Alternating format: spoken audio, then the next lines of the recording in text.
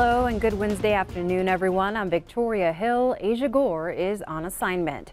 Our top story, it's a day some people dreaded and others welcomed in Parkland, Florida. The first day of classes since a former student killed 17 students and teachers at Marjory Stoneman Douglas High School. CBS's Hannah Douglas was there for the emotional return. It was a somber scene outside Marjory Stoneman Douglas High School where students received flowers on their first day back since the Valentine's Day massacre. More than 400 law enforcement officers from around the state were on hand for security, and dozens of parents and community members were there to show support. I'm nervous, but I'm just happy to see everyone come together and support each other. Many students wore t-shirts with their school colors and a simple message: MSD strong. You're all going to be great today. Fred Gutenberg had encouraging words for students returning to school today, including his son. His 14-year-old daughter, Jamie, was killed in the shooting. My daughter, the strongest person I knew. She really was. Inside the school, the day began with fourth period, so teachers and students could reconnect with the people they were with when the shooting started. It's going to be different. We're going to have different things going on. I'm not just walking into school to do math. Former student Nicholas Cruz is charged with 17 counts of premeditated murder. CBS News has learned he left 180 rounds of ammunition inside the school along with his rifle. Sources say he fired 16 rounds at a stairwell window, trying to hit people below, but the bullets apparently did not pierce hurricane-proof windows. His weapon is then believed to have jammed while reloading, which caused Cruz to flee. Florida's governor is promising to pass a school safety bill before the state's legislature ends its session next week. Hannah Doba, CBS News, Parkland, Florida. Closer to home, Ravalli County investigators now say a threatening social media post directed at Darby schools came from a California teen. Ravalli County Sheriff's officials worked with Los Angeles police to track down the 14-year-old, who they say is not considered to be a local threat. The suspect is connected to 18-year-old McLean William Kaiser, a Darby senior who was arrested and charged for making both verbal and social media threats toward fellow students. The pair were acquainted through online gaming. The sheriff's office is working with prosecutors and the FBI to see if charges might be filed, although that could be difficult to do since the case crosses state lines. For safety, there are increased patrols at Darby School planned throughout the rest of the year. Turning to court news, the Red Lodge man accused of killing a homeless man for being disrespectful denied allegations in court today. Thomas Schifferens pleaded not guilty in Carbon County District Court to one count of deliberate homicide. The victim, James McGregor, was temporarily living with his alleged killer. Prosecutors believe the murder was part of a conspiracy to steal money from the victim. Although McGregor was homeless, prosecutors say he kept a large amount of cash in his safe. McGregor was reported missing last week, and days later, he was found dead along Highway 212 with a bullet wound in his head. Schifferens is being held on a $1 million bond.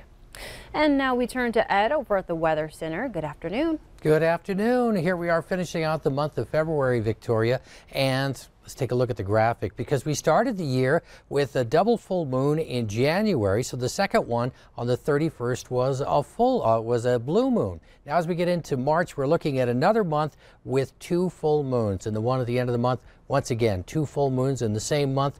Two blue moons in the first 3 months of the year. Well, that leaves a hole right in the middle. February, no full moon this month. And in fact, this happens every once in a while. It takes 29.5 days between full moons. So February is the only month without a full moon potential. It'll happen again in about 19 years. So set the calendar for 2037. More with the forecast coming up in a few minutes. Now on to some weather-related news. Governor Steve Bullock declares a state of emergency for northern Montana reservations and counties buried under blizzard conditions. MTN's Jonathan Ambarian looks at what that means for areas struggling to keep roads open and provide assistance to those in need. Governor Bullock's state of emergency allows him to mobilize additional state resources, including the Montana National Guard, to protect life, health, and property. It will also allow local jurisdictions to be reimbursed for the costs they're already facing. Bullock also loosened restrictions on commercial drivers carrying diesel fuel, propane, and heating oil, so the needed fuel can reach northwestern Montana. In a statement Tuesday, Bullock said the safety and security of Montanans must be our top priority. Leaders say parts of Glacier County and the Blackfeet tribal areas have seen more than 2 weeks of severe winter weather. It is unusual. It's winter in Montana is one thing, and then there's a whole other thing to have 16 straight days of blowing snow and trouble. The state activated its Emergency Coordination Center earlier this month to start preparing for the storm. They say they're working closely with the Blackfeet Tribe's incident commander. The Montana Department of Transportation has sent additional equipment and mechanics to work on highways covered by snowdrifts. Photos and video from the department show the dramatic drifts that close State Highway 464 north of Browning. Leaders say high winds continued to pose challenges for MDT crews Tuesday. State leaders say they'll continue to assist local governments in any way they can. I just can't say enough about how good of a job they're doing up there. They've got a strong incident command system, strong leadership, very well organized, very good response effort that's been going into this last couple weeks, and something to really be proud of. Jonathan Amberian, MTN News, Helena. Northern Montana and the Rocky Mountain Front are not the only areas of the state included in the governor's declaration. The order also covers the Golden Valley County area and Northern Cheyenne Reservation in southeast Montana. Meanwhile, communities across Montana are coming together to shovel out houses and deliver necessities to those in need on the Blackfeet Reservation. A group of Flathead Rotarians delivered a pallet of baby formula last Thursday. They also arrived with a trailer, log splitter, and supplies and helped out with processing wood on Tuesday. Kalispell's Rotary Club president says they plan to have a food drive Thursday and people can drop off the donations at the United Methodist Church in Columbia Falls. Contacting the United Methodist Church in Columbia Falls is a great way to be involved because they have coordinated efforts with the United Methodist Church in Browning. They seem to have a good pulse on what's going on, and they will make sure that the, whatever, if you can offer assistance. My understanding, they're talking about doing several log loads in the future, so it may be they need help with that, delivering of grocery and food items.